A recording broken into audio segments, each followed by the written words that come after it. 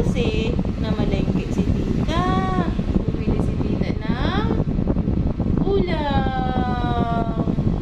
Ulam na pusit. Kaya lang di mo nakakain nun si baby. Ano na lang ang kakainin mo? Ha?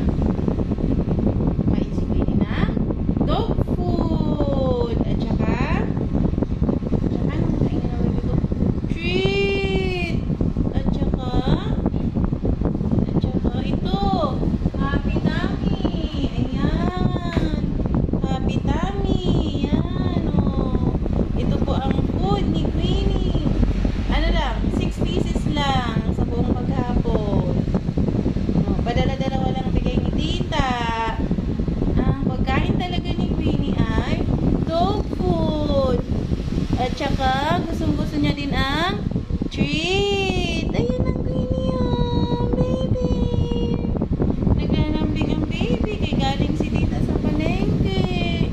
Iwan ikaw ni tita. Kasi bawal sa mga mantok doon. Bawal, di ba? Bawal sa mga mantok. Ayun siya. Ganyan yan pag galing ako sa palengke. Sa salubong, kailangan kargahin. Yan. Bibigyan ikaw ni tita ng happy tummy? Ha? Suhol? Ayan si Queenie. Ayan si Queenie.